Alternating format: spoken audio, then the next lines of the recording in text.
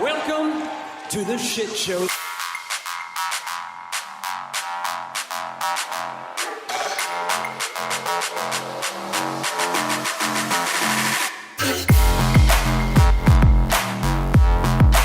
Tom, look at the chat going wild over there. You and Theo talking to each other in what appears to be hieroglyphics or something like that. Tom, everybody should join us in the chat, by the way, like Theo P already has here. And if you're watching live and you're scared, type it out, man. Talk to us. Talk to Theo. Talk to some other sickos that join us all night. We do this live. We do it live. On the podcast. We do it live each and every week on Thursday night is the goal. Occasionally we have to change things up due to schedules or whatever, and you can find out information like that if you subscribe to allelitewrapup.com, which is completely free. We're not selling your info. We're not overloading your inbox, anything like that. We just tell you, hey, we're going live tonight. Hey, speaking of selling your info, if you ever sign up for something, have I told you this trick? Yes, you did. Yeah. Sign up using the name of the thing you're signing up for, right? So when you get contacted and it says, hey, Planet Fitness, or whatever it is, I just made that up, then you'll know who fucking sold your data. Yep. Do that. You can go kick somebody in the balls. Go, I'm suing Allegedly. you. Hypothetically. Well, because sometimes they say, we do not do this. And you're like, oh, okay, cool. I take you for your face value. And then how are you going to know, right? Yeah, and so exactly. if you find it out that way, then you can sue them. Oh, Tom, you should trust the corporations in America, right? I grew up in the late 90s from my hero, Stone Cold Steve Austin, who said, DTA, don't trust anybody. Corporations, humans, dogs, cats, turtles, none of them. Tom, what I've been told recently is our corporations are so forthright and honest, Tom, we don't even need to regulate them anymore. Just scale back, regulate, let them regulate themselves. So can I tell you a fun? We're going to get into the 4-hour AEW event last night. Fest of Fighters. Yeah. But when I remember hearing the word regulations and regulators, that's all I thought of was Warren G and Nate Dogg. I was like, are we talking about the regulators? Why would we get rid of those guys? We need more of them. They fucking rule. Yeah. They're fun times. So, but yes. Yeah, everybody should join in the chat. If you can't catch us live, you can follow up with us, right? We are on the Blue Sky live skeeting throughout the shows. That's usually Tom. Sometimes I join in or take his place if necessary. And then you can also email us at aewrapup@gmail.com. Now, by the way, that's AEWrapup, right? Not the AEW Wrapup, which is where I'm sure all of the calls and emails and videos are going that we should be getting every week because you guys are making that mistake. So it's AEWrapup, right? It's all elite. Wrapup, aewrapup@gmail.com. And Tom, Fyter Fest was a 4-hour extravaganza. So lest we make this a 4-hour extravaganza, was there anything you needed to get off your chest? Well, this is therapy. Yeah, actually, but nothing personal or anything like that. Okay. But I do, before we get into the 4-hour event, for full transparency, you were at a Kendrick Lamar concert. So you watched today. So my question to you is, so I watched it obviously when it was live from 7 to 11 in the one true time zone. It fucking wasn't fun, right? For you though, watching it during the day, what was your experience like? Was it different? Yes. So again, yes, I did go to the Kendrick Lamar and SZA concert in St. Louis last night, which by the way, SZA from St. Louis. So that was a neat little point of the concert. And also that concert, usually you have headliner. They come out and they do, it's opening act and they come out and they do their whole bit and then they go away and then headliner comes on. And not these two. They mix in. It's both of them for a while. It's one for a while. It's the other one for a while. And they trade that for a couple times. And it's all artistically woven in and out. And it's really cool. But yes, I then also had the day off today, knowing that we didn't get back till 5 a.m. So I was like, I'm just going to sleep till noon, wake up and watch 4 hours of pro wrestling. So easier than, I say, trying to stay awake, right, from a long day's work. But still maybe be like, maybe I hit that 15-second button here, right? And kind of jump through this a little bit, right? So I did do some of those here and there because, man, it's a lot. And, we brought this up off air as we were kind of going over our notes as we were because we're very professional. If you're going to do these 4-hour events, maybe don't just make them. And then also we just moved Collision and its normal kind of flow and feel and just tacked it on to the end of Dynamite.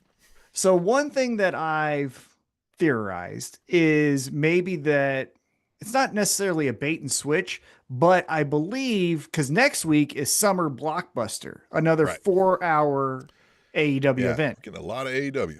My just gut feeling is they did last night's 4 hours, which was fine. It was fun. There's a lot to talk about, which we will hear in just a second. Yeah, I won't say this was a bad set of shows. No, not at all. Yeah. But damn. Sorry, Jack just grounded out. But I think next week they might say, oh, here's all the fireworks. You thought it was another 4 hours of just normal television? Nope. Here's this and this and this and this and this and this and this and this. Could be that. That's good, but that's a weird bet because maybe I'm going to be like, maybe I don't have to watch the 4 hours. Right, but then Maybe you're going to feel stupid. That's true. Never do I feel stupid. Ever. There we go. Never. Oh, man. But yeah. Hey, and speaking of St. Louis, we're kicking their ass right now. End of the third inning, 5-1 Kansas City. They beat us in the opening game on a walk-off, which barely. But let's get into AEW. So last night it was in Denver, Colorado at, let's see where it was. It was at the Mission Ballroom in Denver, Colorado. Yeah, I saw this was about a 4,000 seat venue. So kind of like you said the other night where like, I know we're doing the smaller venues, but this is you don't want to go any smaller than this. And you might, if you can find bigger, maybe even still. Now, it had a nice look to it, I think, to some extent. I think they might have, I think they angled it a little wrong in the arena as I was looking at it. I might have changed where the setup was, but maybe might have had other constrictions. I don't know. I don't work there, right? Yeah. One thing that I've noticed with these smaller arenas that I would change if I was asked my opinion, which everyone always does, is all the time. Stop with the big set pieces, right? Because the set pieces look like for a T-Mobile arena. Yeah. But then you put it in a 4,000 seat arena like this ballroom, and it looks out of place. And you could kind of fill more spots if you got smaller set pieces and move the crowd in a little bit more. The thing with these smaller ones is they can give you a pit-like feel, and I think you need to enhance that. The raised walkway down to the ring, which, like you said, now it feels like it's a large piece of that arena now. Yeah. WWE even did this, and they're not going in anywhere near that small arena where it's just an arch, and this person's walking through a little screen above them, and you look like you got the fans looking down on you like you're in a coliseum in those kind of settings. And so I think I would change up things like that. Maybe not. You don't have to have both those big screens there and that stuff. That's what I'm saying. Yeah, the major screen like that. Maybe again, that's what I would do. But they did it how they did it, and we kicked it off with Will Ospreay.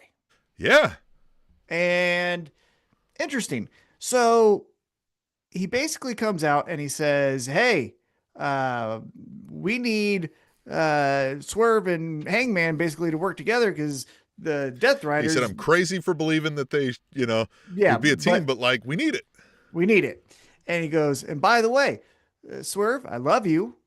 I take a bullet for you, but I take a bullet for AEW before I take a bullet for you. And if I have to fight you, which I challenge you next week, then so be it. Interesting thing, and I don't know backstage. I don't know who was where, what was anything. Right. It would have been nice to have Swerve here, right? Yeah. To Swerve say, what's up? Yeah, because I kind of kept waiting for that even later as we got more. Yeah. Instead, we got Crew. Well, before that even, we got Ospreay kind of giving Moxley a what for, right? Where he's like, you say this place sucks, but it sucks because of you, right? Right. And then he gave us one of our new sound clips here that I got where he's like, you say it sucks so bad, well, I got a great idea. Piss off then! You know what I mean? I was like, Phil, we're going to get a lot of use out of that. But I was like, I like that. I'm like, yeah, hey, man, if it sucks, get the fuck out then. What are you talking about? Yeah, I mean, there's two trains of thought there, right? Hey, it sucks, so I'll fix it, or it sucks, then you get out, right? Piss off then, Yeah, it's an interesting concept. Love it or leave it, I guess, is his angle there, right? Yeah, very American of him, man. Yeah, right, yeah. First American company he works for, and all of a sudden he's sounding like he's from all of a sudden, Mobile, Alabama. Yeah. So he challenges Swerve for next week's Summer Blockbuster. So it will be Ospreay versus Swerve 2. If you recall, they wrestled for the AEW Championship. Swerve retained his championship by defeating Will Ospreay. And now we're going to run it back at Summer Blockbuster. And as he was kind of getting more into his promo, his monologue, as Yeah. mentioned, Crew comes out. Crew. And let's not have Action Andretti ever talk. He's very bad. Yeah. So, and there is, look, we do have Collision, but we've lost the things of like Dark and Dark Elevation, which was, probably a failed experiment. Not during the pandemic, though. True. Yeah. It was fun during the pandemic. But yeah, it just, this was a prime spot. This is your opening segment, and this guy's not good. And I know you want to get them some practice and you want them to hone their craft. But I like that we quickly pivoted to Leo Rush on this, right? I do also like the he's got some promo chops of the with two. right. I do like that. Kind of what our attitude about this is the same that Will Ospreay had, and that's why I use it for our thumbnail, where he really sold the "what in the fuck is Crew doing coming out here?" Like his face was just like, "What are these?" It almost felt, I was like, did somebody not school him up that they were going to come do this? Because he really was like, "What in the fuck? These guys?" And so they come out and they're like, "Hey, we just got back from Japan." Okay. And then they're like, this guy, he still wants to wrestle. He did say, "We just got off a 14-hour flight from Japan." There was like, who? And then, like, what for what? Why are you saying that? And he didn't say anything about it. And so then he goes, "Well, guess what I got a problem with? I got a problem with you."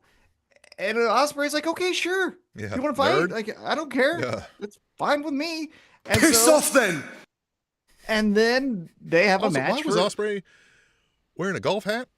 Well, because he got that haircut. Remember, he mentioned on social media his girlfriend or wife said, "Your haircut sucks. You got to get a haircut."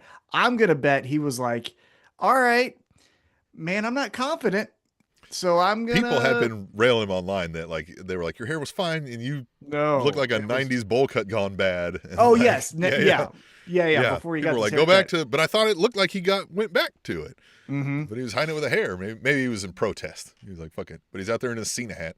Yeah, and he was. Yeah, it looked like he was about to golf on the 8th hole of his not 18 hole. Well, I'm stupid. Whatever you golf people do. Yeah, whatever you guys do. Oh, hit it and walk. Oh, neat. You guys are athletes. No, you're not. There's no defense. That is the difference between a sport and a competition. Side note, if you ever want to know, hey, is this a sport or a competition? Ask yourself, is someone trying to stop me? If no one's trying to stop you, then it's just a competition. It's not a sport. All right. Then we move right into Jon Moxley, our heavyweight champion. How many things people have tried to stop me from doing? I didn't know I played so many sports. Exactly. Yeah. And laws. Yeah. Freedom. Cops trying to arrest me when I stole that shit from the 7-Eleven? Yeah.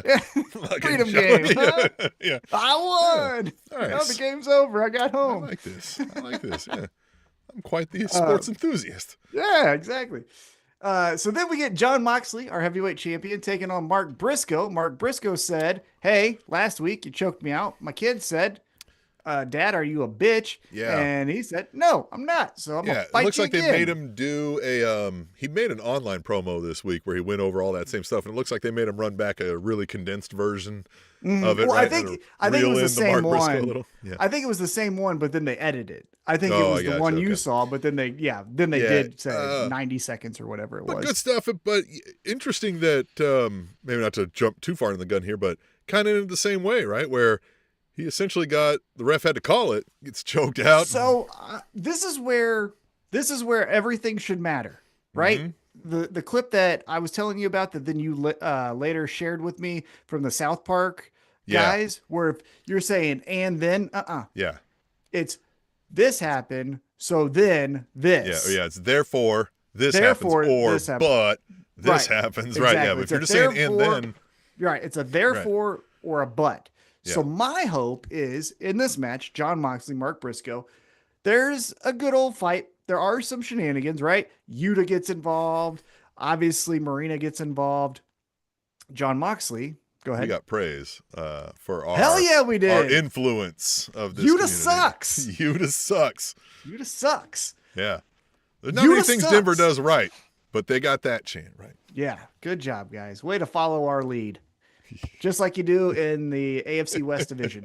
But John Moxley, as you mentioned, chokes out Mark Briscoe. This is where Mark Briscoe's character keeps going, but he's been choked out twice. Therefore, like if he just loses and in 2 weeks he's in a tag match with Ishii against two members of the Don Callis family, well, then this was stupid, right? Like this was a missed opportunity. Yeah, I hope we get like, but what does he get? Does he get weirded out about like quitting? Like what do you do with this? If you got the pencil, like what's the goal here? What, like him now losing twice when he specifically says like, I got to show my kids I'm not a quitter. And like, he's not, right? He's not. Right. But the kids might appear. But he's losing. He is losing. And so maybe what I would potentially do to freshen up the Mark Briscoe character is have him go heel. So he lost the ambulance match, which God damn it. Then he lost in the tag match to Moxley. Best part of that show. And then he loses last night to Moxley. And they're all non-pins. That's the other thing I'd want to point out. An ambulance match is just thrown in there, right? He wasn't unconscious. He just got thrown in there. And then the Bulldog chokes, like you said, he didn't tap. Yep. So what the fuck? Yeah, you get up when John Moxley is sitting on your back after he beats the shit out of you. Like, good luck. Well, I kind of hope he does a little bit of a like altered reality madman where it's like, I'm not losing fucking anything. Like it was this, it was that, it was this. Ain't nobody pinned Mark Briscoe, right? Like, ain't nobody, And again, the best heels, in my opinion, have always had that little kernel of truth. Ain't nobody pinned Mark Briscoe. Ain't nobody made Mark Briscoe say I quit. Ain't nobody beat Mark Briscoe. That's the truth, right? Yeah. And then it's like, all right. And if you then start having his matches where shit, he might actually get pinned, that's where we do, hey ref, what's that? Low blow, pin, haha, still no Fight one's you with my one twofer. Right? Yeah, exactly. Yeah. Have my chickens chase you in the backstage, something like that. Like a chicken bone, like shank you with that. Yeah. Chicken bone to the neck. Yeah. So then, so we got that. And we move on. Again, Briscoe was resilient, but he lost. But he lost. And his kids doesn't necessarily know context. Hey, look, kids can be fickle, right? Yeah. They're not proud of him. I know that. They might love him, but they may not be proud of him at this moment. Well, one of the things that I remember distinctively in the real life feud with Bret Hart and Shawn Michaels was Bret Hart admitting that his kids liked Shawn Michaels more than him. Again, you could apply a little bit of that to this, right? Where it was like, I used to be my kids' favorite wrestlers. Now they like Will Ospreay. And that could be where he goes to like, fuck you. You just because you pinned some people. I love that Will Ospreay. And that don't set right with me, right? Right. It could be. That's what I would do. But we'll see. Next up, we get our AEW Women's World Champion, Timeless Toni Storm, and her BFF, Mina Shirakawa, taking on the Scary Girls. They're the Buffy the Vampire Slayers. Julia Hart and Sky Blue. They do look like what channel is that on? Like CW? Yeah, the CW version of like Twilight show, right? Yeah. Ooh. Hey, did you see my necklace? It has blood in it. Ooh. High school student by day. Evil vampire seductress by night. Oh yeah. Ooh, I drive a black Toyota Corolla. Ooh, I'm really scary. I don't know. So before we get to this match, we actually have Mercedes Moné walk out, and she's joining 5 to 5. What the fuck was that? That's not good. No, you were over here like, oh, we're kicking their ass, and see, you did it. You jinxed them, Tom. 4 runs in an inning. Okay, pay attention. Fuck. Mercedes Never call Moné. a game live on the live stream, Tom. You know that. That's bad news. Worst. All right, I'm getting rid of it. Mercedes Moné walks out, and here's my question to you. So she goes, I'm going out to commentary. Actually, psych, it's a table for one. Get my table out here. Get my steak out here. Now, where my brain went to, and if you're listening back, tell us later, or if you're in the chat right now, tell us now. I recall one of the most cringeworthy moments in the life of Mercedes, whatever her real last name is when she was on the Stone Cold podcast and she said, I'm a boss now. I want to eat steak like Vince. Remember when she said that? When she's like, I'm going to be like Vince. And she mentioned, I want to eat steak like Vince. You also go to, before he unfortunately passed away, Brody, and he was doing the gimmick of Vince McMahon with the Dark Order, and he was also eating steak. So was this a whole like wink, wink?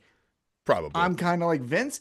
Yeah. If that's the case, what a tone deaf fucking move, guys. Sure. Yeah. Right. Yeah. At this point, like, that's for y'all. That ain't for us. Right. Like, but just don't stop it. That. Just don't even. Yeah. Don't even. So, but it also like, okay, so it's fine to me if you come out and you're like, look, I'm too busy. I don't got time. Like, I'm going to sit here and eat dinner while I watch this because this is going to be fucking boring, right? And I got to get shit done later, right? Because I'm a boss, right? I'm a CEO, multitasking over here, right? And kind of ignoring the fucking commentators. Like, that's good heel stuff. But, she's just, I guess it's fine. Like we've said, her promo work isn't her best stuff. It's her matches, right? Where she's light years better than most. And so I think we get her presence and you get her personality without having to, the practice rehearse lines, right? So all that's fine. But in the end, I felt like it was, I'm going to wildly guess it does feel like all this was set up by Toni Storm because it was a setup to get her to like chew up the steak and just do that. You know what I mean? Like that's kind of what it felt like in the end, but I could be wrong. Again, I don't know. I thought it was actually an ad lib where Toni Storm was like, well, if she's going to run off, here's steak. I guess I'll do it. Like, right.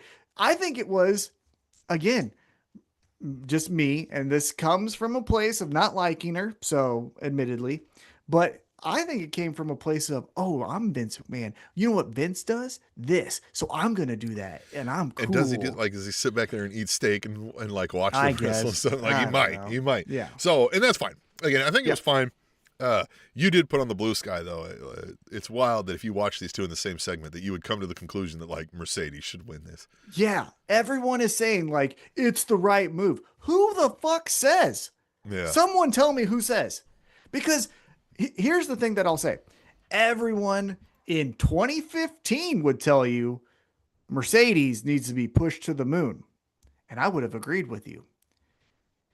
10 years later, she's the same fucking thing and ain't moving any numbers. Yeah. So I ain't fucking doing that. Like,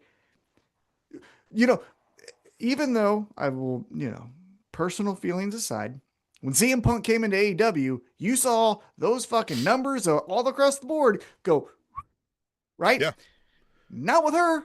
Numbers went, hey, okay, right here. Like, so this idea that, it's going to do amazing. The fuck it is. No, it's not. Yeah, no, it isn't. Now, again, we've said this. The match might be amazing. They're going to go to try to put out the best women's wrestling match of all time, and they might do it. But I have every faith that they could. But the story getting there is going to be hard because Toni Storm's going to carry all of this, and we're going to stretch here for weeks. And that's the other thing.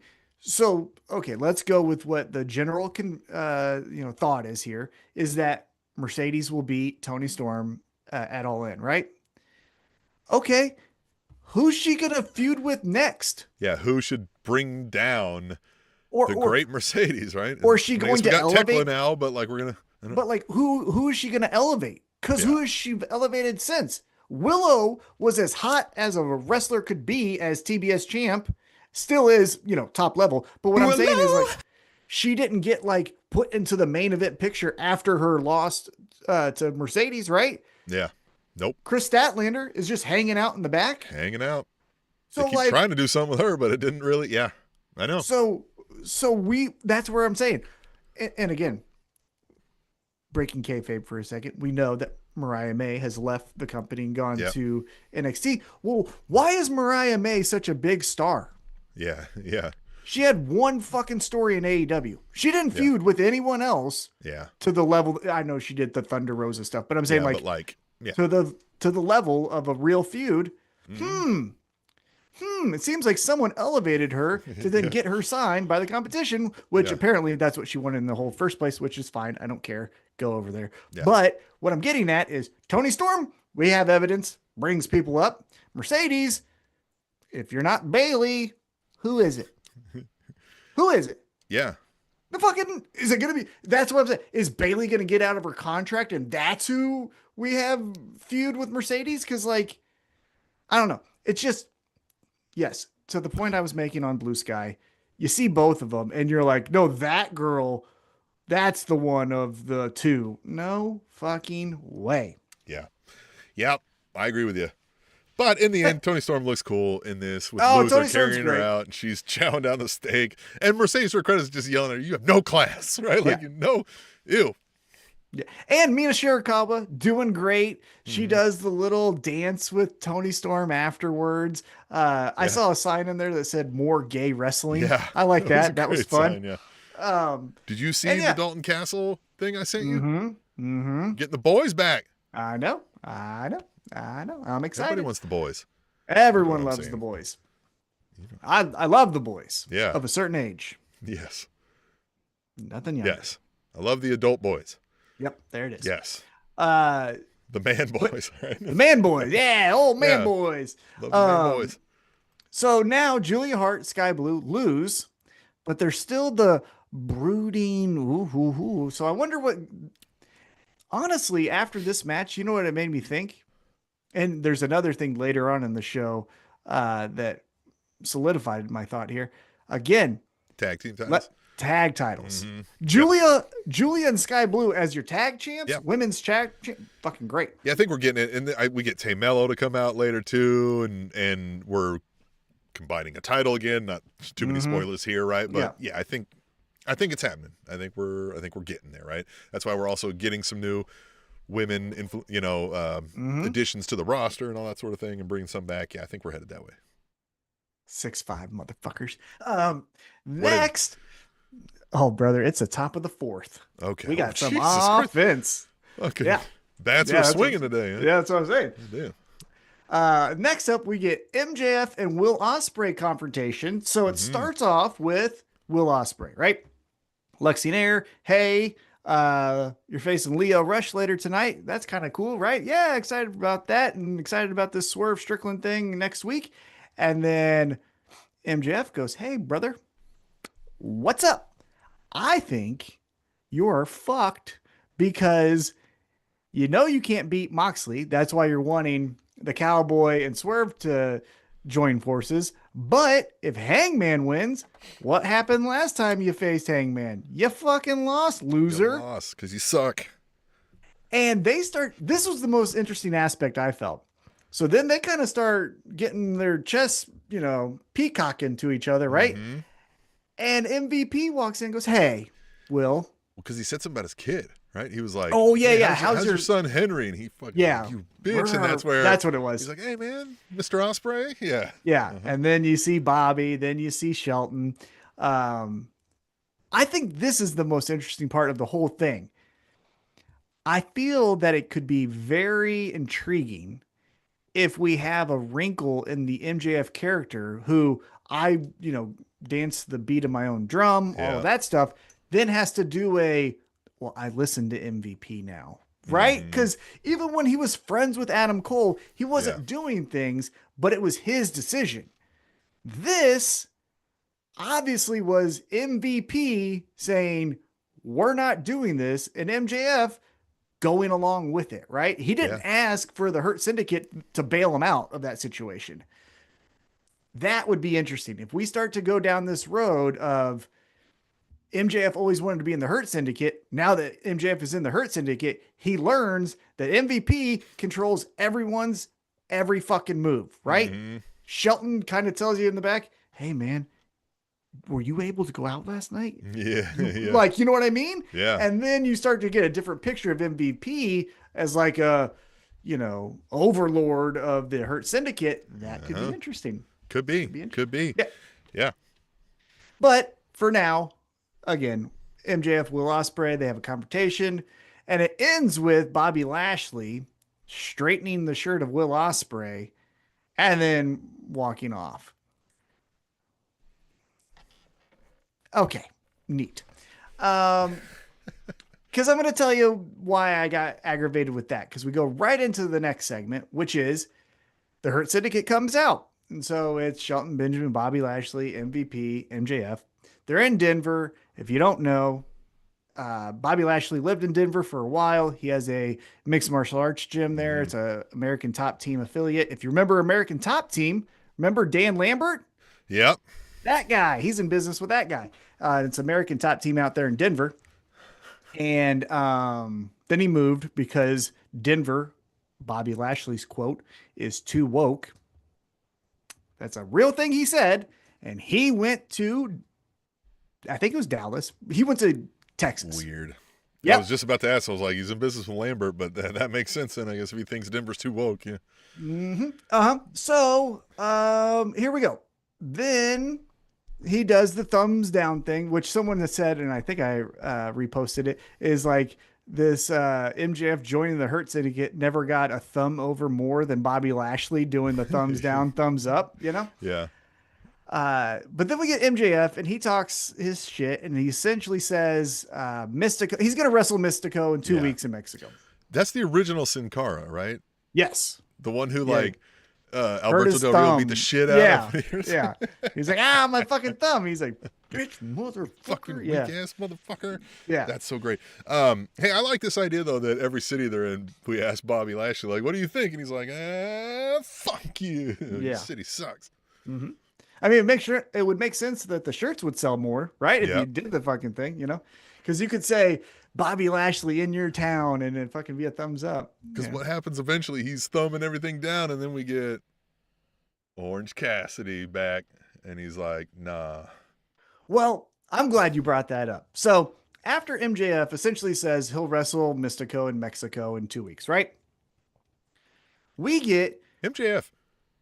Skin is clearer than I recall him ever having. Was he wearing a bunch of makeup or was he like, did he go get some treatments or something? Or the Hurt Syndicate said, hey, I see that you've been trying to do this yourself. Let's actually help you and show you kind of the real ways to do this. Let's show you how you can clean yourself up a little bit. Yeah. He's a lot more clean cut. Yeah. Got a little glow up there. He did. Yeah. So hopefully that sticks. Hey. Because he was ugly as shit. It was.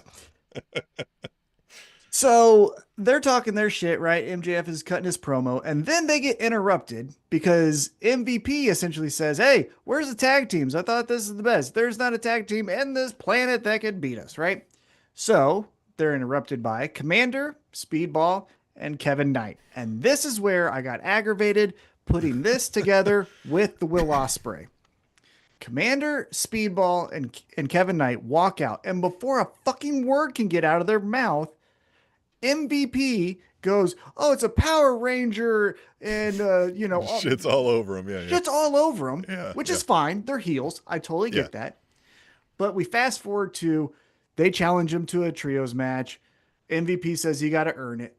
But then after being insulted, the three of them, right? Commander, Speedball, and Kevin Knight, Hurt Syndicate just fucking punk them. They just walk right by. Walk right through them, shoulder check them, and walk off. Because what did fucking shoeless Mike Bailey say there where he was like, these three of the most dangerous men on the planet or something, and MVP just fucking belly laughed over him saying it? Yeah. And again, that's good. I don't mind that part. But if you put this with the Will Ospreay thing and not try and be like a blah, blah, blah kind of person, but starting to feel like WWE guys think that AEW guys are fucking losers. Case in point, CM Punk and his whole mindset of this place isn't good enough for me. I got to get elevated to WWE. I'm just saying, if you're going to talk shit on a babyface, the babyface can't just go, oh, okay. Yeah. All right. At least shove them back a little, right? Like have somebody separate them and be like, producers be like, look, we got a show to do. Fucking get out. And then totally fine, right? Do it that way. But if you're just getting shoulder checked and insulted, right? Commander got called a Power Ranger and just watched him walk by. I mean, didn't he? But I mean, come on. Yeah, right? I know, yeah. But he's got to believe he's not. Yeah. You got to believe in yourself. And even going back to Will Ospreay, you're just going to let Bobby Lashley fucking grab your little soccer jersey and move it all around. Fuck you. Get your hands off me. Right? Yeah. Like, that's where it's getting aggravated because they also did this with Big Bill and Brian Keith, where they just laughed at them. They did it with Dustin Rhodes and Sammy Guevara, where they just laughed them off. Yep. And also, those other 2 tag teams just got punked out and left, right? They didn't like, oh, we want our revenge. They're just now doing something else, right? Yep. You're kind of running a risk here of MVP shits on all AEW guys and ha ha ha, isn't that funny? I don't know. Yeah. I don't know. But we get a next trios match. As mentioned, Commander Speedball and Kevin Knight have to prove themselves, and they take on LFI of Roosh, Drilistico, and the Beast Mordos. And Tim, I'm going to tell you something. I thoroughly enjoyed the AEW product last night. Show. I hate when people call it the business or the product. The show. Sure. I love the AEW show last night, right? But now that I'm talking it out, maybe I didn't. Because LFI loses to Commander, Speedball, and Kevin Knight. Totally cool. The Beast Mordos shouldn't get pinned. Why are we always have the Beast Mordos, your coolest fucking guy in November, just, first off, I don't know why he's white Beast Mortis, like Snow White Beast Mortis, right? Yeah. And like a battle cat. Yeah, like is that your summer look? Like, oh, we have the dark in the winter, and then we have the white in the summer. Like, I don't know. But I wonder if like did something happen to the mask and you had to get something on the short. Potentially, right? Yeah. Potentially. But like he loses. It's not that he just loses, he gets pinned every time. Because if you go back to that 6-man that remember Ricochet was like, I'm gonna win the $100,000, right? Yep. Beast Mordos was the one who got pinned. We go to this 6-man tag, and who gets pinned? The Beast Mortis. We could have had Drilistico, or however you say his name. Yeah. Have him get pinned. Like, come on, guys. He's too cool for this, but yeah, I don't know.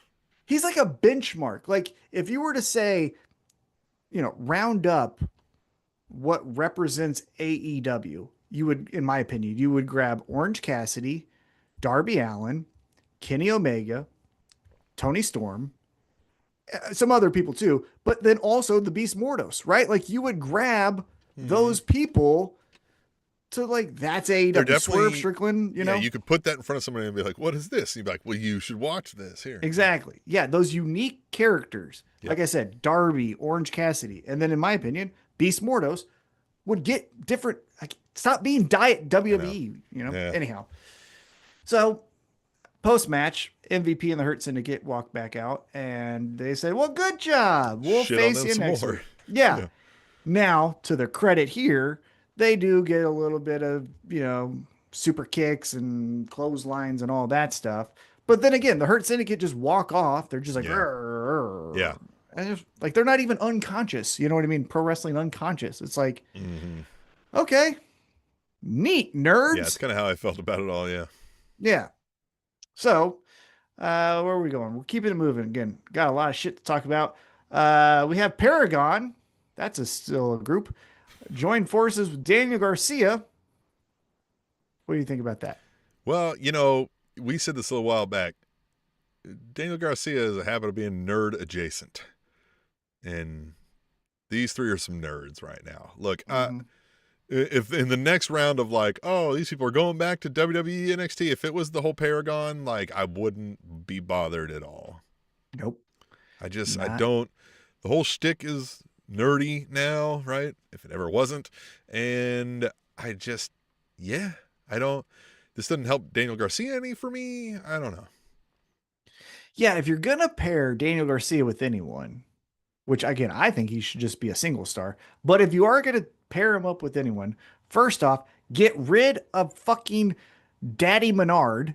I don't get the fucking thing still. Like, it doesn't make sense. So he was out there last night only to commentate on Daniel Garcia's match. Yeah, I don't like it. I don't get it. I don't know. This is written into the script and the program somehow every fucking time.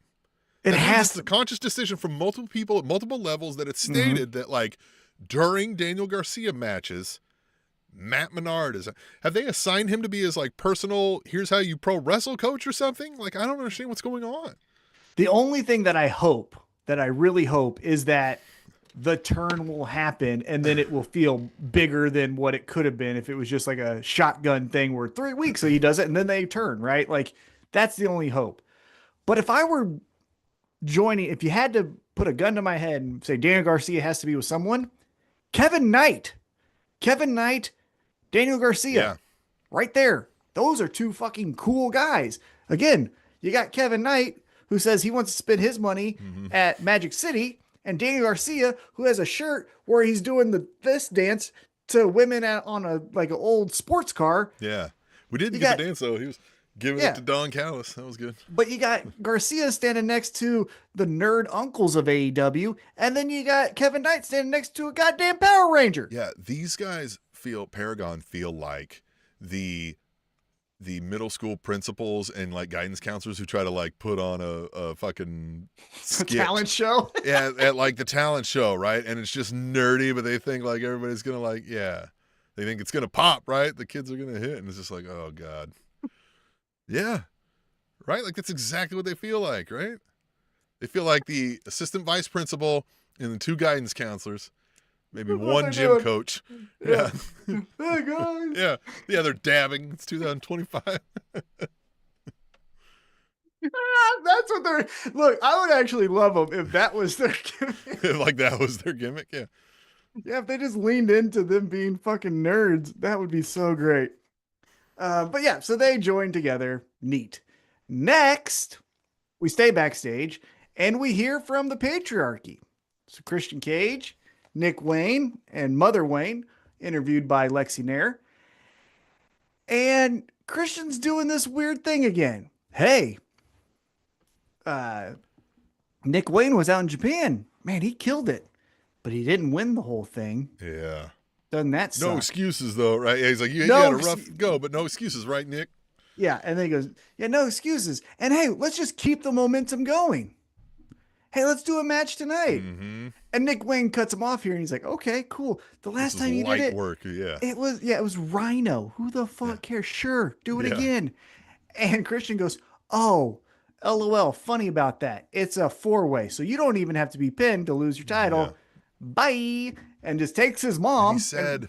He said Kip's planning another big surprise as he walked off. Yeah. And I don't think we got that. We did not get that. So when's that coming? What is that? And where are we going here? Conventional pro wrestling wisdom would tell you they're gonna kick Nick Wayne out of this, and he's gonna go on a singles babyface run, and we're all gonna love Nick Wayne. Mm-hmm.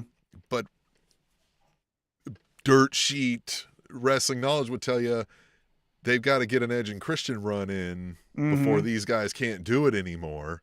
Yeah. Edge, right? Or Adam Copeland or whatever we're calling him, right? Most likely, right? Because I think Christian is in fine health. But, and so you got to work Christian getting to the face here, right? So at some point we got to make the switch, right? Like, is that what does Christian think Kip Sabian's got a big surprise? And he does. But maybe Nick Wayne and him have a surprise. Like, I don't know what's going on here. That's what I would think. Because, go back to, honestly, one of the last times I was watching WWE, when Edge was like, hey, Finn Balor, join us, brother. And he's like, yeah, cool. All right, I will. By the way, though, you won't be with us. And then Damian Priest and him jumped him. Maybe we do something like that where Christian says, Kip, show him the surprise. And Nick Wayne goes, yeah, we talk, idiot. You think we don't talk? The surprise is on you. And then about that surprise, and then cunt punt. Well, what I would say is here you go, dude. This is perfectly how you do it. So, Kip, show him the surprise. Nick Wayne grabs the microphone. Hey, idiot. We're young. We text. We We're talk. Brothers. Yeah, right? we Snapchat. We fucking knew what your stupid surprise was going to be and what you're trying to do. So really, the surprise is on you. And you have Christian arm in arm with Mother Wayne. Mother Wayne disengages, drops to her knees, low blows Christian. He falls. All three of them are just putting the boots to him while he's like, what the fuck is happening? Yeah. And then there they go. Mother Wayne, the manager of Kip and Nick Wayne, and you have the three of them go. Them is like a, Yeah. Because what's Yes. Mother Wayne going to do when this thing True. dissolves, right? True. Yeah, it could just be like Mother Wayne's children, right? Yeah. Moving forward. Mom and the kids. Yeah. Yeah. She got the chops to be like a Don Callis family kind of leader. I don't think she needs to talk. Yeah. All right. One of the most over characters, and I know this might go a different direction, so I don't want to go too far with it. But if you recall, Woman in ECW and WCW Well, didn't say a fucking thing, true. and she was captivating as shit, right? That's what I would do with Mother Wayne. Just make her We good. like that. Obviously, don't have her fucking caressing her son, but you get what I'm saying. Don't do that. That'd be Yeah, weird. don't do that. Yeah. Yeah. Could you imagine if a company did that, a wrestling company did that? They actually did. Flirted at like incestual relationships. Yeah. Yeah. Man. That would be weird. That'd be off color. Yeah. And people would still support that company. Yeah, people would still like that company. Yeah.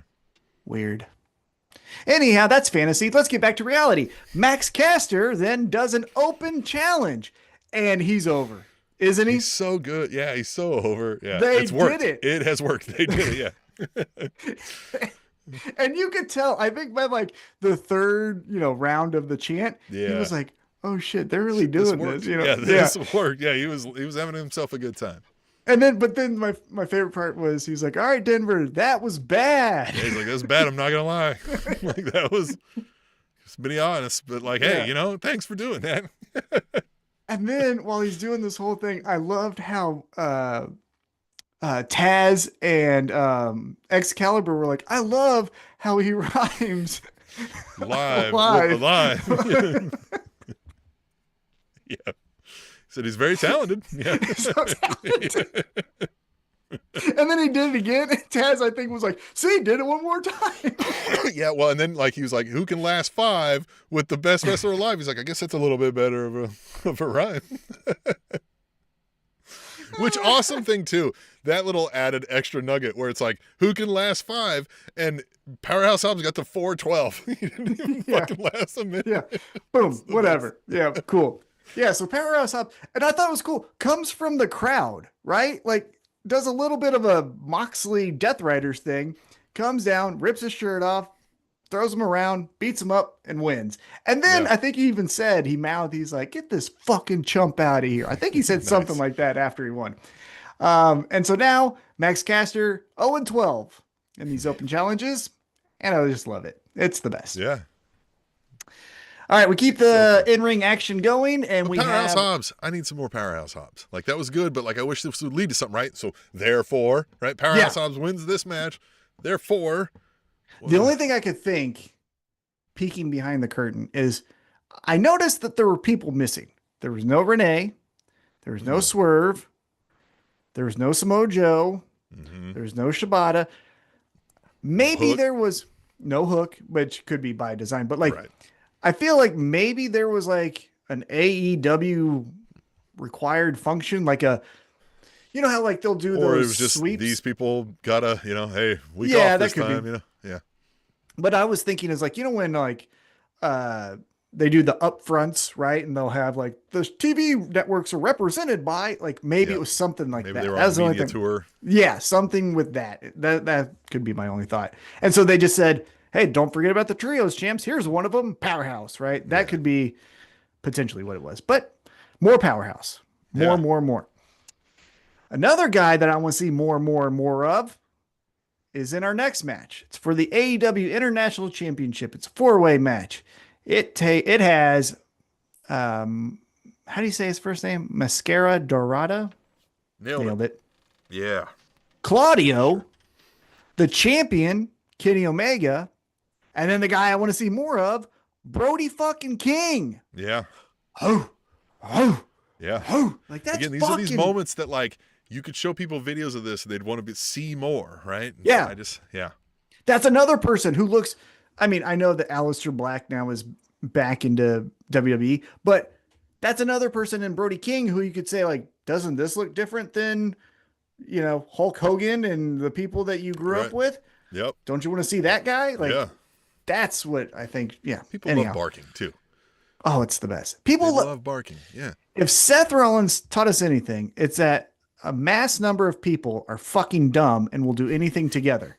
And if they can do the or whatever the fuck that stupid thing is, they'll bark. Yeah. And so, like, give them something to do, right? I'll bark. I love bark. Everybody loves barking. Yeah. Especially if everybody else is barking, I'm going to bark. And I it's don't a even need cool an bark. explanation. If I just walk into like a Walmart and everybody in there was standing around barking at something, I bet you 9 times out of 10 I'm going to start barking. You know what I mean? Like And it's the kind of bark too, right? It's not like a roof. Yeah, no, they're not doing a schnauzer bark here. No, Yeah. we are. Yeah. Yeah, we're doing like a bloodhound. Yeah. And so we get this 4-way match, and it's fun. Claudio does his shit, Dorada does his shit, Brody gets to do his shit, and then the god of this shit, Kenny Omega, does his shit. Yep. Kenny We're Omega. just bum bum bum bum bum bum wrestle wrestle wrestle wrestle A lot of wrestle. more wrestle. Kenny wins, and that's what happens. Kenny pins Dorada, and Mascara Dorada equals golden mask, says Theo P75. That's how literal of him. Really Hey, inventive. yeah, I'm what's Spanish for blue hat? I'm blue hat. Cara Blanco here. Yeah, cool. I'm man with drink in hand, you know, like whatever the phrase is. It's fine. I'm shitting on him. It's fine. He's cool. I do think about that, right? It's like, I guess, so it's Spanish, right? But I think I'm like, if that's the translation, like, if somebody just came out and they were like, I'm golden mask, I don't think we'd take to it the way they do there with that language, right? It's a difference in language culture, I think. Now, golden mask is maybe a less good example of what I'm saying here, right? But like Sin Cara, right? Meant without face. If this guy's character name was without face, we'd be like, that's weird. I'm not calling this guy that. Yeah. Now, again, cultures are weird. Never forget that one of the biggest stars in Japanese pro wrestling, Tanahashi's fucking gimmick is air guitar. Yeah. That's the dumbest thing. Yeah. Meanwhile, we had the 3-man band trying to do that. Yeah, and everyone hated that. Yeah, you just needed Tanahashi, guys. Apparently, that just added a fourth, and you would have been the most over thing in the world. He would have been the coolest guy in that group at the time. Yeah, definitely. Yeah. But yeah, so we get this, and Kenny Omega retains, and as soon as he can try to celebrate, we cut it off because the Continental. Before we get there, I'm still upset at old fucking Heath there. Whatever his fucking, what was his name there? The Heath Slater? Heath Slater.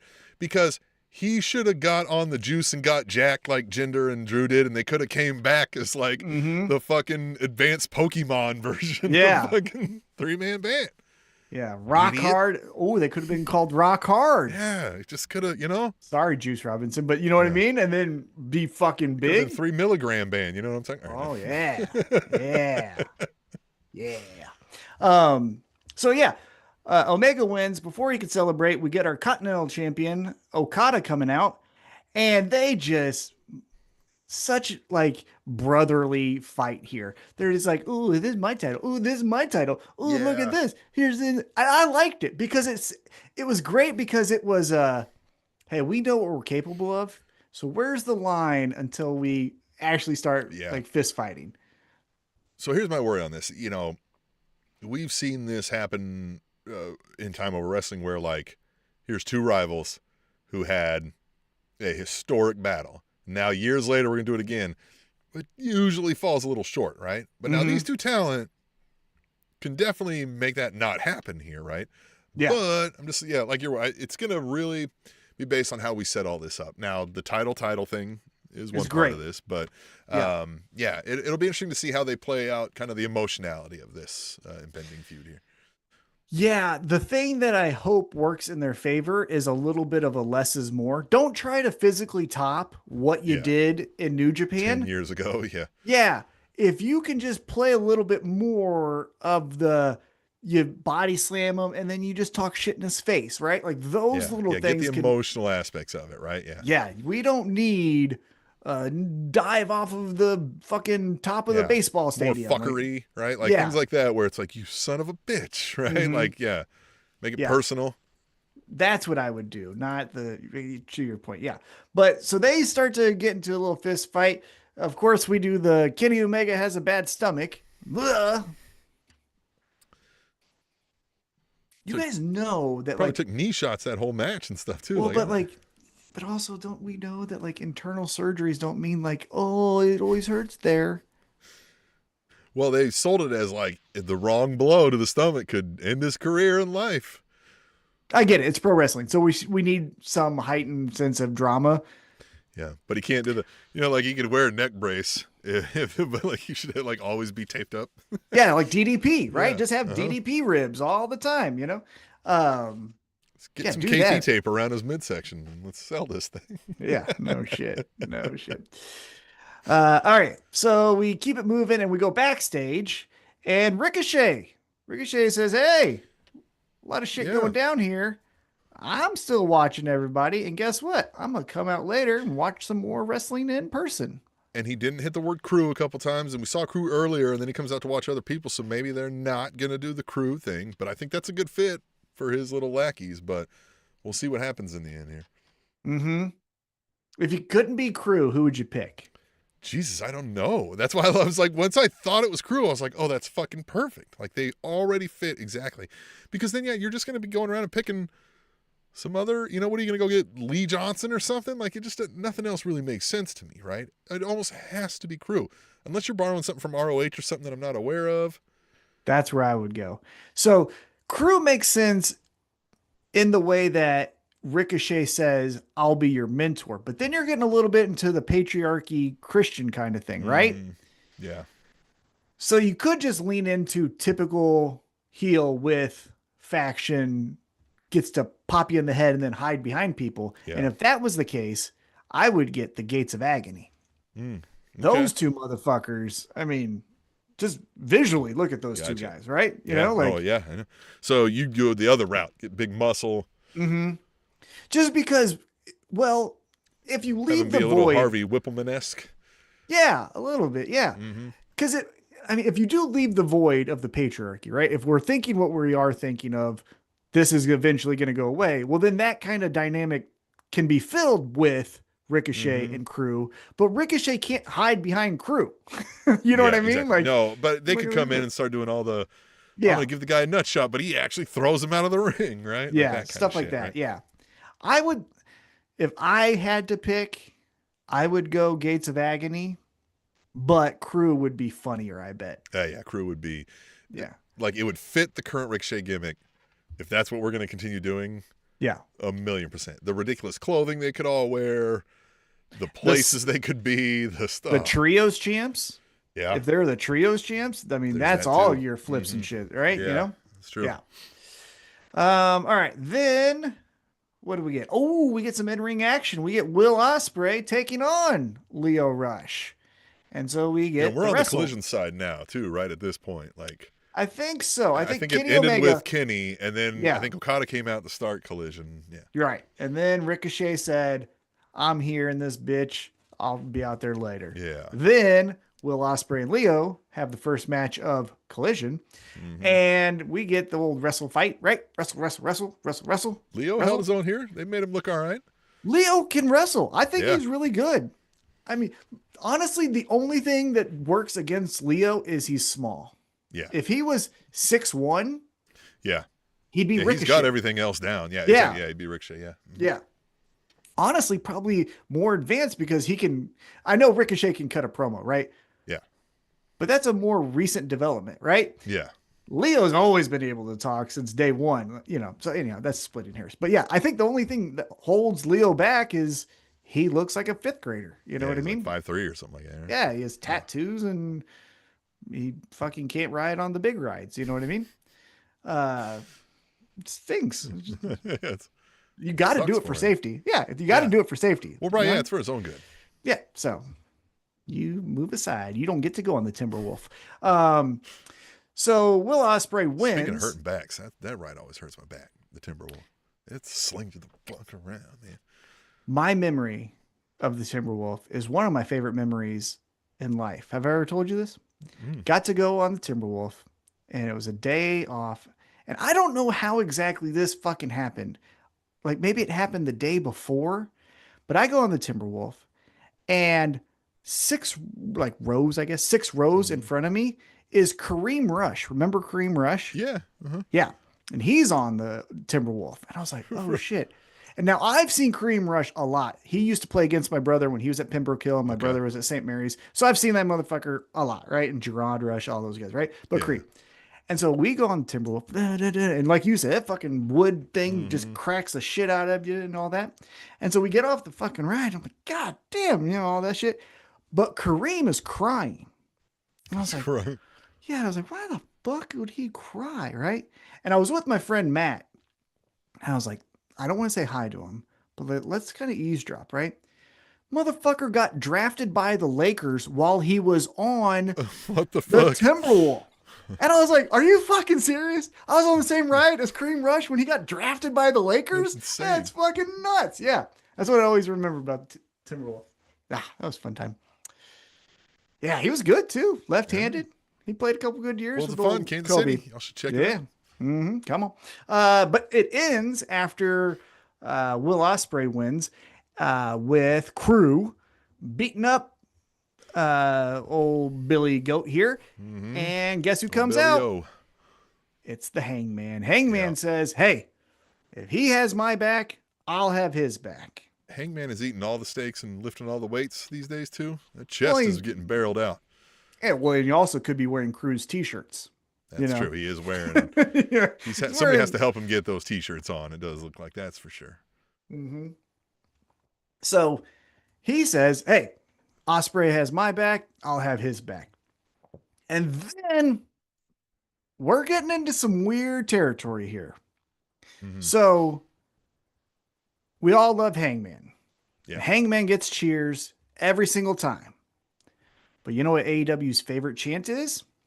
Whose house? And they were doing that over that situation. That's what I'm saying. And so we're getting a little bit of back when Hangman turned heel because of the same kind of thing. They're going to lean into this over the next several weeks. And I don't know. There's so many ways we can go with this. And one idea that's been lingering in the back of my mind that I just don't think they're going to do, but could happen is we're going to spend all this time on Hangman and Swerve being like, fuck him, and Ospreay being like, guys, come on. And for whatever reason, in the moment, they're going to agree to do it, and Ospreay's going to be like, nah, whoa, and fucking team up with Moxley, and holy shit. Well, so here was the most interesting thing of this kind of quick promo, besides what I thought was the Who's House, Swerve's House thing, which I was like, guys, we're supposed to make Hangman all cheers. He's the guy. Don't do that, right? That's not good. Is Hangman says, I'm my own man. I don't need help from anyone to win the championship. And then he says, you had my word last week that I'm going to win it for you, for us, for all of us. Made a promise. Then he says, I'm also making you a promise that I'll never accept help. Yeah. From Swerve. Never need it, never accept it. Yeah, I'll never accept it. That's the part. Is do we get to a moment at All In when I don't know the scenario in my head right now, but we get to a scenario where Swerve could do the house call, right? Ooh, let's just say that. They're both on their knees. John Moxley and Hangman are punching each other. Both on their knees, and Swerve could do either one. Yeah, and he could kick either one in the head, and he kicks no one. Because like you said, Ospreay then fucking kicks him. Yeah. Super kick. And they were like, what the fuck? And like, yeah. But no, but then let's say, so he goes, okay, Moxley, right? And then he's like, there, fucking bitch, pin him and let's get this over with. And Hangman's like, no, fuck you. I don't want your help. And he waits for Moxley to get back up. You know what I mean? And they continue the match. He's like, fuck you. I don't want your help. God damn it, man. Okay, fine. Whatever. And Swerve could just be like, look at it, like, and Ospreay be like, fuck you, I'm out of here, man. Yeah. Fuck that guy. Yeah. This is fun. This is fun. To your point, if we do something with I'll give credit to WWE with this. I will say, when I saw the clip on social media, I did think it was cool. If we do something to the effect of, like you were saying, Moxley is on his knees out of it, and Swerve is behind him, and then he kicks Hangman instead, right? Mm-hmm. When Paul Heyman turned on Roman Reigns and gave him the low blow, the way Seth Rollins just got up and he was like, oh, I knew the entire time. Like that That would be cool if we did something with whatever we're gonna do like that. That would be cool. If John Moxley was like, "Oh, everyone thought I was fucked. Yeah, yeah. I'm not Nerd. fucked." Yeah, Yeah. I did like that. Yeah, they should do something to the same style of that. But we'll Yeah. see. Because before we get farther into the Hangman promo, John But, Moxley's just but what if standing so there. all right, so could Osprey just like he couldn't just join the Death Riders, right? But he could be like, but I saw what you saw. They have gone soft. You are right. We do need this. So you stay out of my way, I'll stay out of yours. And together we'll make it, you know what I mean? Like we'll keep everybody in line. Or again, not to steal from WWE, but they could do a two-man power trip-esque thing like Stone Cold and Triple H. Now, the that was awesome, but also that was short-lived because Triple H blew out his quad because he's on too much roids in like 3 weeks, right? Yeah, crazy. That's why they all blow their quads. Yeah. It's as if Because steroids. they were wrestlers. Yeah, it's as if when steroids you're taking them, it doesn't keep the lubrication of your ligaments, so that the more you take, the harder it gets, and then the easier it is to snap. Huh? I just Science. thought it was really unlucky that both of his quads popped at the same time. I just thought that was just luck. Yeah. Yeah, I don't know. JFK Jr. didn't tell me that was it or not, so I don't know. Who the fuck knows? I'll read his thing. Well, if they would have drank raw milk, everything would have been fine. Yeah. RFK Jr. I said JFK Jr. RFK. Yeah, well, yeah. Don't want to credit the wrong fucking idiot. Right. But Credit the right idiot. yeah, exactly, yeah. But before Hangman can get into his shit, John Moxley stands there, and I thought that was cool. It wasn't the music hits, No, and he I'm was gonna just come, suddenly there, and it was like, oh Jesus. and it was cool, right? That was Yeah. cool. Because for what say whatever we want about the current Death Riders, and maybe it should have been done, kind of thing. Moxley's still awesome. Yeah, no, he's a beast. He's Yeah. badass. And that was cool. Just stands there, and he just kind of grins. And Hangman's like, "All right, brother." Yeah, and the farther we've gotten into all of this too, the more and more I don't even remember like the character Dean Ambrose, right? Like the Moxley has really managed to like shake all that was in his I'm glad whole, you said kind that. of this whole this whole aura, right? Like Yeah. I'm glad you said that, though. The only time I am reminded of Dean Ambrose is when he does do the fucking stop doing that, He's man. got to stop doing that. I don't know why he thinks that's a thing. Yeah, we're this like. As soon as he does I don't that, know I'm what like, is. no, I hate Dean Ambrose. Yeah. But it's just even if that's John, like Stop it. I would like you to explain to me as though you were an actor, like what you thought this motion was presenting. You know what I mean? Because here's what I do know. There's been, I don't follow UFC and MMA and those sorts of things, but you have shown me, highlights and people to watch over the years. Some of the baddest people on earth that you've shown me, not a one of them ever fucking did that. Ever once that I've seen. Honestly, if anyone would do it in pro wrestling, it would be Dalton Castle because it kind of looks like a peacock, right? Yeah. It's like, it just really is odd. I don't know what that is. Like this. Yeah. Yeah, he really throws the shoulders all the way back. Like if your back hurt, right? And you're trying to pop that out and then rolls one back and forth. I don't know. That's the only time where I'm like, oh yeah, Dean Ambrose. I forgot that guy existed. But everything else, to your point, is John Moxley. But this doesn't go really too far because the rest of the Death Riders, they pop up, but Osprey comes back out with the chair, and that just kind of chases off the Death Riders. We end it there. Yeah. I do like that. The Osprey kind of came back in. He's like, chair? Like, all right, let's do this. Well, and Hangman didn't break eye contact with Moxley. That was cool too. He was just like, fucking chair. I'll tell you. What's up? Yeah, well, you don't take your eyes off him. He's quick. Yeah, I like that. That was cool. All right. Quick promo here. We won't talk about much. Don Callis said he's got a surprise for Paragon and Garcia. It's What I noticed Bandito. at the point I was in this promo, though, and he let all of his guys talk, I noticed at the night, we've had a lot of different international talent delivering promos in their native language, and like there's no subtitles, there's no nothing, like which is cool, but like it shows like it doesn't really hurt. Like I get the feeling, I get the emotion, I know what's happening, and like sometimes the announcers fill in some gaps here and there, and like it's good, it's fine. Mm-hmm. Yeah, because was it? Yeah, it was. It was Excalibur when Commander was doing his Said Spanish. something, yeah. He's like, he called him a bitch or whatever he said. Yeah, he did sell is what he said because he thought it was funny, right? He's like, oh shit, he just said he was yeah, that was fun. He just said he was a suck ass bitch or whatever. It wasn't that, but yeah. Yeah. And so Bandito will join the Don Callis family. They'll fight him. It's and it wasn't Bandito. Bandito will be with the Outrunners. I said this all incorrectly. Yeah, you're right. It's Hechicero. Hechicero joins the Don Callis family to take on Bandito. Was this just a temporary, like, I'm going to team up, right? They weren't saying, like, Hechicero's now in the family, No. Yeah. I think it was like a one-night rental. Because we don't need it. Right? Like, Hechicero's cool. Yeah. And, like, he fits with that gang of people fine, but, like, we don't need another person to fit with that gang of people fine.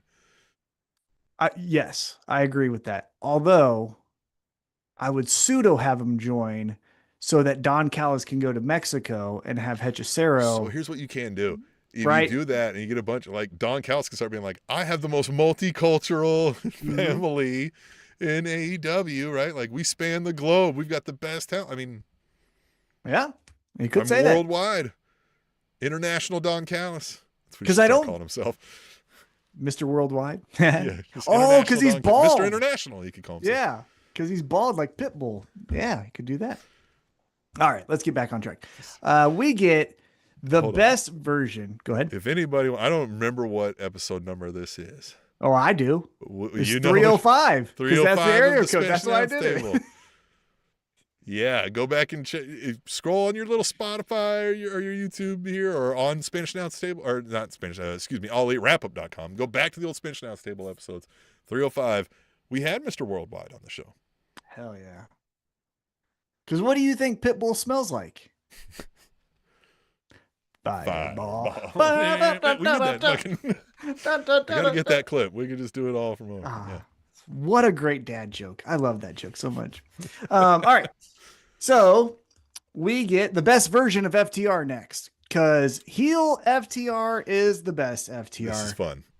And they take on Atlas Jr. Both of them are really, I was worried that they were going to take to this well, but they both have leaned into it pretty well. But Dax more so than Cash, especially, but almost in everything. But, like, man, they really are the, like, just shit-eating fucking, just, this is what I will say. So it's FTR versus Atlas Jr. and Templero. Nailed it. Yep, there.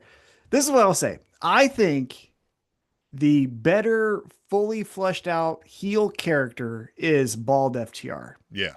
But the better ad lib in the moment, I'm going to do something stupid. Funny and shit, is Hair FTR. Yeah. Because he was the one that was like, oh, I guess I need this neck brace. And it was like, fuck off. Yeah, and he does things like that, yeah. Yeah, and he laid in the gurney. He's like, oh, he's like, actually, he needs it. Yeah. And then in this promo, after FTR wins, right? So we get a good old wrestle fight. Wrestle. Stokely's trying to talk. And Hair FTR just is like, he's trying to talk. And they're like, boo. And he's like, he's trying to talk. It's like somebody has like told him, like, no, man, just lean into it. Let the intrusive thoughts flow. And he's like, okay. Yeah, sure. Okay. Yeah. Don't have to write anything for me. Yep. And so, FTR wins. Stokely says they're the best, right?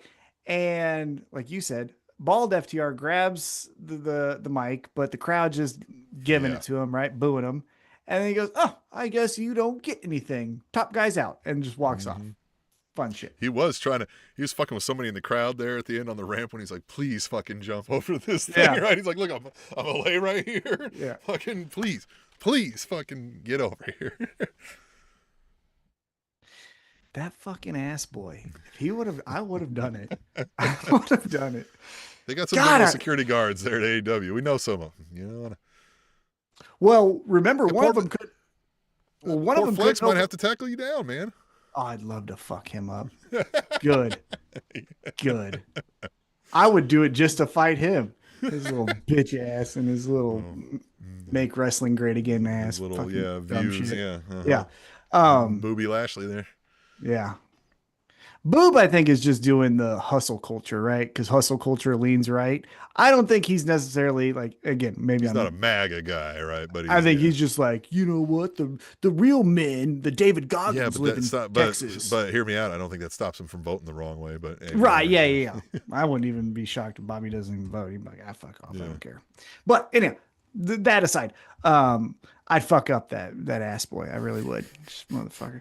I got Where they man. at too? The ass boys. I don't know, but I hadn't got that mad that quick in so long. I remember you were like, "I'm gonna fuck him up," and I'm like, oh, God damn, that really got me.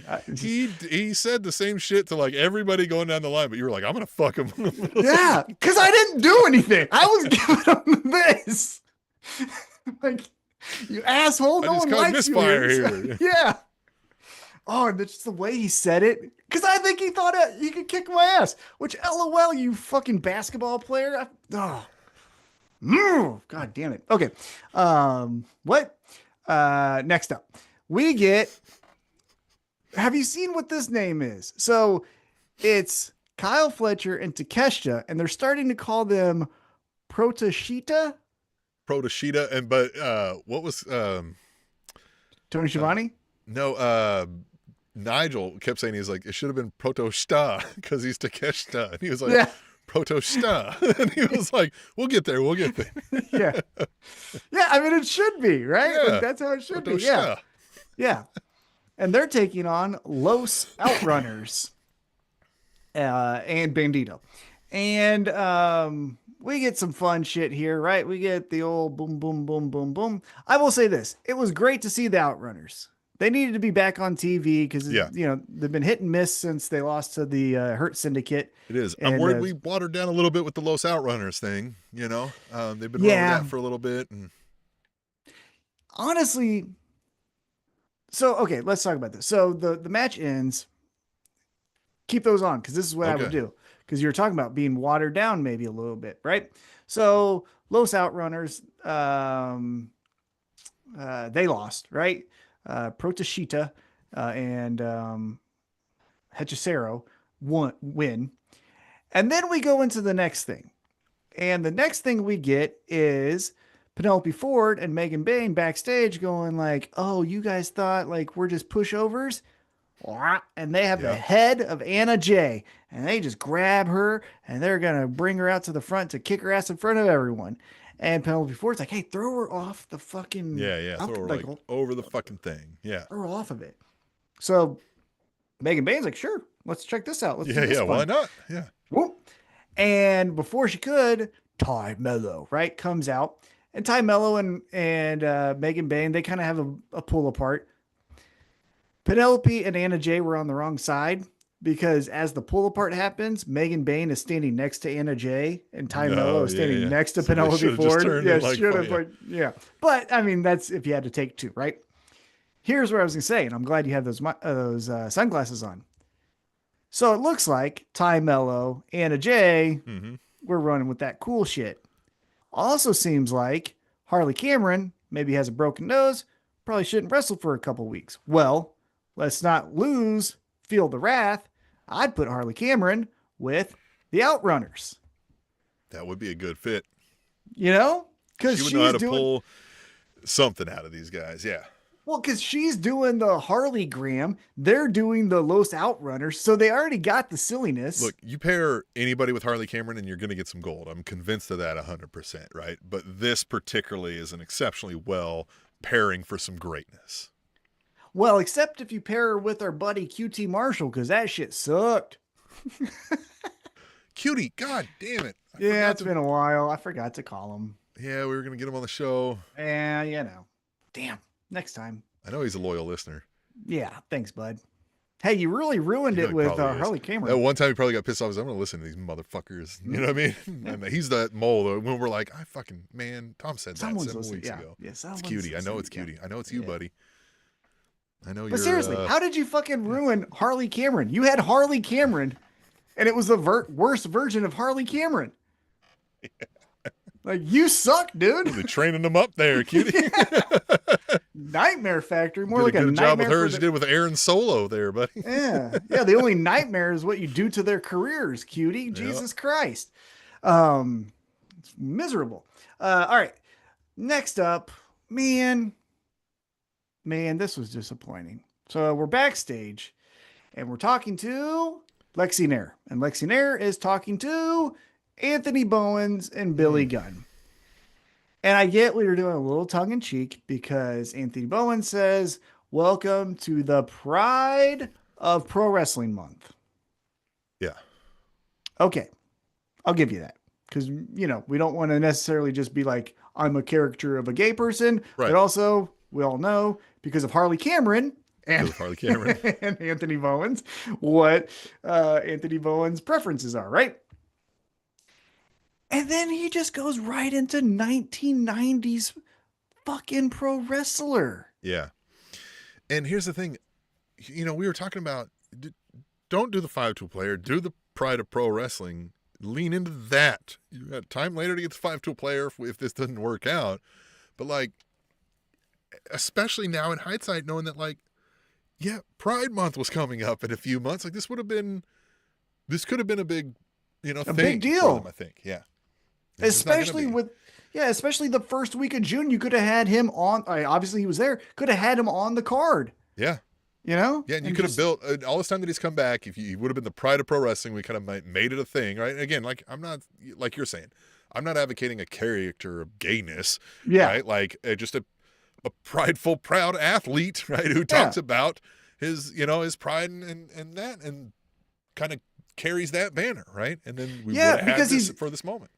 Because if you follow him on social media like I do, he goes to the events that are, you know. Right. Again, take that, turn it up to 11, right? And Like you don't have to be weird, right? Just be you and say, but this is who I am. And then like, again, because Billy and Chuck and all of these things that flirted with Are They Gay have always been heels, right? Yeah. So flip that script and be who you are, right? Like, again, but we end it with 5-tool players, but one rule. Yeah, 5 tools, but one rule. Yeah, Prove 5 tools, but one rule. Prove them wrong. Yeah. No. Yeah, that's lame. Sorry to say it, but that's just lame. It's just not. That's so awful. Because that's the thing. Like, so I think about that, right? Like, if you're going to make that a shirt, I'm never wearing 5 tools, one rule. I got to tell people what that means, right? Like 5 tools. So then maybe you shorten it to one rule, prove them wrong, but that doesn't have a ring to it. And this is going on a tangent, so I apologize in advance. But like, no one has haters. No one thinks about you that fucking much that you have haters. Now, I'm not talking about like the Elons, but you know what I mean? Like, you see all that fun today? Oh, I love it. It's the best. It's so 2 fucking idiots just fucking bad mouthing each other. God, it's like watching an old internet flame war, man. It's like, oh man. It's like watching kids that you don't like run with scissors. Like it's just boomers, like, can they fall? It's boomers having an online fight. It's like they finally figured out that you could do that in 2025. Like we all stopped doing that in 2014. Like, God damn it. But I don't know. It's just it's not good. And here's the thing. Prove them wrong. I've never heard a single person on AEW television say Anthony Bowens doesn't got it. He's going to be a failure. He can't do this. If we're taking it, Max Caster. So you're just saying prove Max Caster wrong. Yeah, because everybody else has said, you're the future. He's great. Look at him. He's fucking jacked. He has 5 tools, right? Like, jacked, oiled up, hot. You know what I mean? That was good. But yeah, just no one has haters. No one has haters. So fucking cut the shit. I mean, unless you run this podcast. No one hates me or you. Well, just you, but not me. No one hates people me. Say they want to drive a truck up your ass. In fact, 2 different truckers. Yeah, but that's probably just terms of endearment, you know. Hey, just, you know, it's like a high five. That's what the truckers say to each other on their CDs. Yeah. They don't high five. I'll drive a truck up your ass. Yeah. Term of endearment. Right. Okay. So we get to that in ring action, and it is for another championship, but it's not an AEW championship. So why the fuck are we doing it? But we are. It's ROH World Television title match. And it's Sammy Guevara, Lee Johnson, Nick Wayne, and the guy who I thought was the most over, AR Fox. They were chanting his name crazy. AR Fox. And I watched again recently the AEW with the prisoner wrestling. oh yeah. It's one of the best things. Have you ever seen the Vice? They do a Vice following independent pro wrestlers, and they follow Austin Theory. And Austin Theory was trained by AR Fox, and they talk about their relationship. It was pretty good. Nice. That's what I always think of. And by the way, I know on the secret Sickos Discord channel that they were talking about Austin Theory and he fucking sucks. And his character does. I'm not going to defend that. But I got to meet him a couple times when Anthony was in Evolve. Yeah. Super nice guy. Oh, yeah. Very like, Sure hey, is, I did. You definitely felt like he was a star. Like, even if he wasn't trying to be that, like when he walked in, you're like, oh, that guy. No, I could tell. Yeah. When you see that guy, you're like, that's a guy with charisma, right? Now, yeah, right. Again, I've not watched WWE in years, like a stitch of it. But what he was doing when I left was bad. You know what I mean? Yeah, but again, he was in the he was in the ring with The Rock. You know what I mean? Yeah. So like, I mean, yeah. Again, that's one of the large reasons I left there was they did a lot of things bad, right? So I didn't necessarily blame him, right? Yeah. They ain't giving him much to work with over there. So we go back to this match, and again, Nick Wayne, Sammy Guevara, Lee Johnson, AR Fox. We get the wrestle, right? We get the fun wrestle. We get the chance of AR Fox, which was good. Yep. But high wrestling here, you know what I mean? Right. The ooh, and the ah, and the this is awesomes and all that.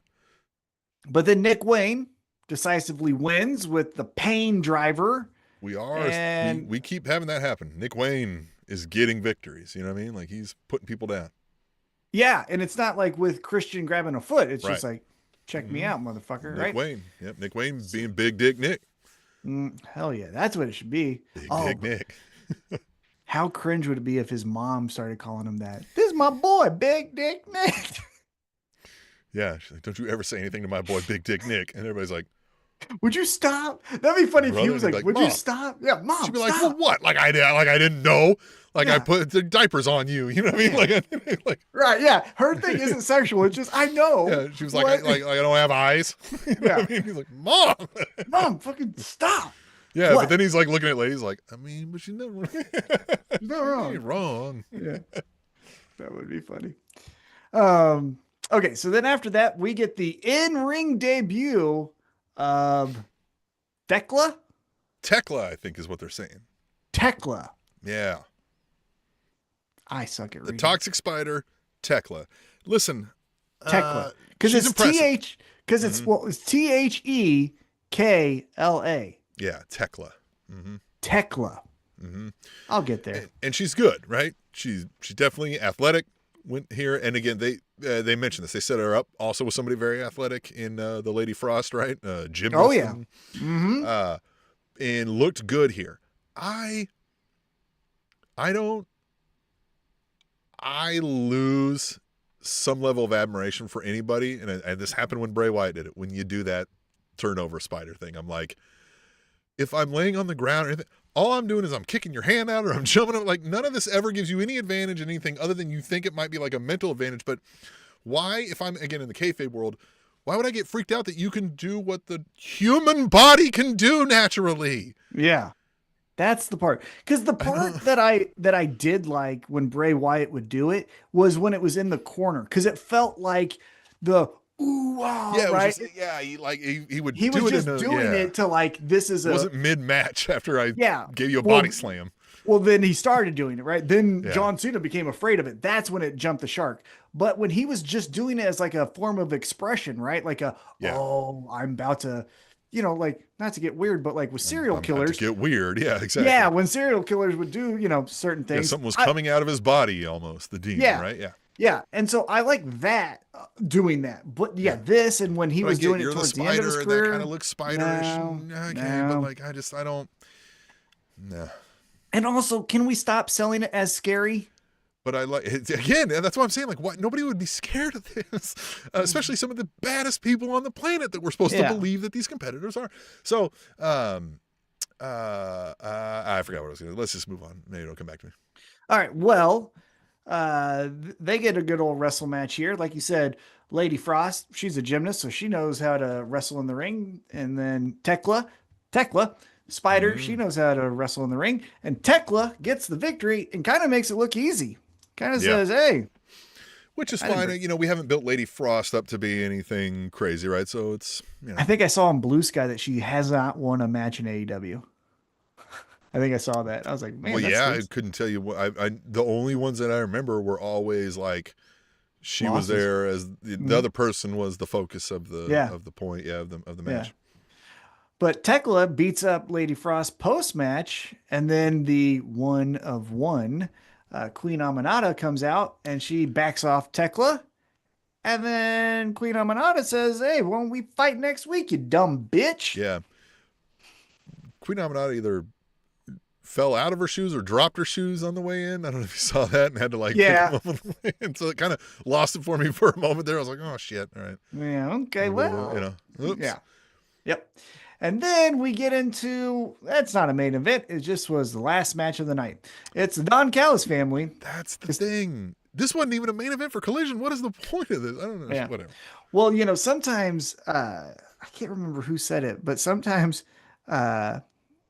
there's a saying that I remember where they go, sometimes there's not a main event. Sometimes it's just the last fight of the night. Yeah, it's not a main event. It's just, hey, that happens to be last. We have these fights. And so this is the last one. That was it. And so this is what this was. It was Don Callis family, Lance Archer, Josh Alexander, Trent Beretta, Rocky Romero versus Paragon and Daniel Garcia. Okay. It happened. What happened at the end? I don't know. Josh Alexander got the victory. Did they? I thought No. Panama Sunrise on Josh Alexander. Yes, that's what it is. Because we got Daniel Garcia doing the dance to the Don Callis, right? Like while he's over there at the table, so he was giving him the thrust. You know. Yeah. Okay. Neat. We need more of that. Man, that was so on fire. And when he would hit somebody in the corner and he would fucking dick bump him in the face. Like, come on. Yes. Great stuff. Again, he's cool. Get him away from card trick magic. That was catching on in the way that, remember when before, I forget what their names were, Darren Young and Titus O'Neil, the tag team. Oh yeah. When they were doing that arm in arm thing and everybody was like, fuck yeah, right? Like that's the kind of fire it had. And I don't know. They just kind of let it drop. Yeah, they've definitely let it drop because again, it feels as if every single time I'm seeing Daniel Garcia, someone's trying to big brother him, right? Yeah. It's FTR, it's 2.0, now it's Paragon. And we can argue if they're having success or not, even then. You know what I mean? Like if it keeps happening, then they're having success, right? Like you might win an individual battle here and there, but you keep getting bullied around, man. Yeah, I don't like it. He's cooler than this. And you know what he needs, honestly, is remember when he faced Bryan Danielson in Buffalo and Westside Gunn wrapped him out?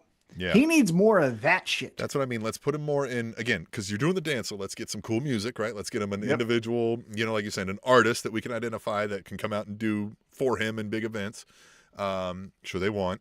And then, so you get that back so you can get the dance. And then, a little bit more of a singular focus on him. If we got to get him a little accoutrement around him, right? A valet or a manager, then let's do that.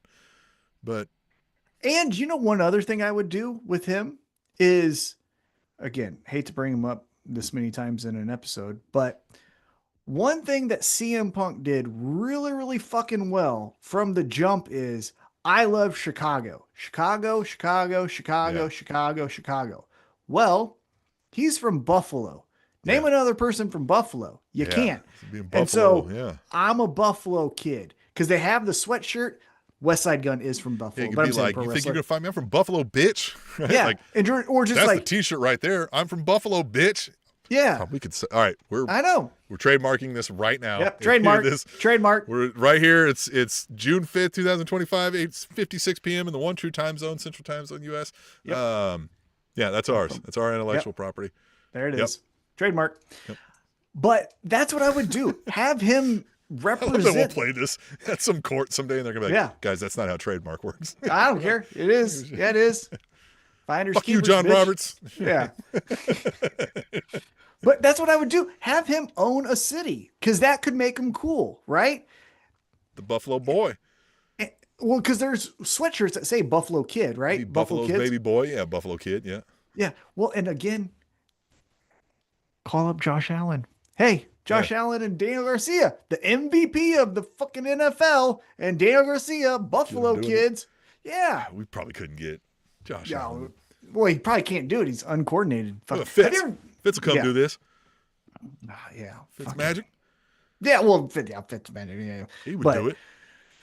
You can get Keon Coleman, the wide receiver that did the Undertaker thing. Have him come. Oh yeah. Yeah. Hamlin? Yeah. Right? Was that his name? Yeah, Darvin or no? Who died? He was number was 3. I was watching that when that happened, by the way.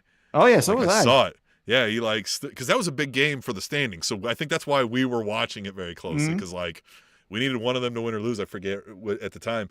And yeah, he stood up. He kind of just shook his helmet a little bit, and he fucking while still holding on, I was like, whoop, bam, and I was like, oh shit, he just died. I was like, oh no, oh fuck.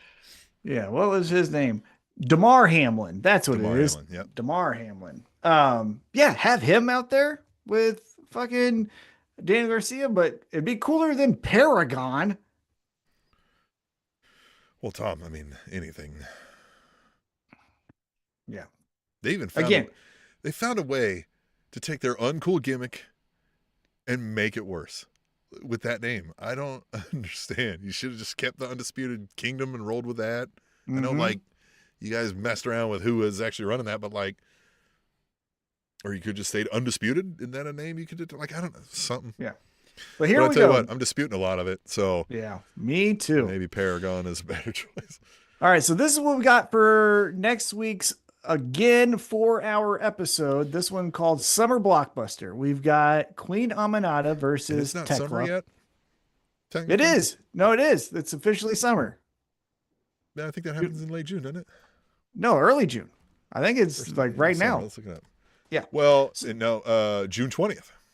Oh, well, fuck them then. So the unofficial start to summer is Memorial Day. Everybody treats Memorial Day to Labor Day as summer, but it's actually June 20th to September 22nd. There you go. This year. All right, so we get Tekla versus Queen Aminata. Yeah, that'll be good. That's gonna be good. We get Kyle Fletcher versus Anthony Bowens. We get Julia Hart versus the GOAT, Tony Storm. All right. Mystico is in ring action. Yep. We get the contract signing. We get the contract signing of Kenny Omega and Okada. Okay. We get the Hurt Syndicate of all three of them, MJF, Bobby Lashley, Shelton Benjamin, taking on Speedball Mike Bailey, Commander, and Kevin Knight. And then what I would assume is either the first match of the night or the main event, we're getting Will Ospreay versus Swerve Strickland 2. Man, this is a lot of good stuff. You're right. This one might be a better 4-hour block than what we got here. Yeah. So we got some good shit, brother. All right. Yeah, unfortunately, though, we're probably going to have Mercedes Moné up here, but, you can't always hit a Grand Slam. That's what, yeah, it is what it is.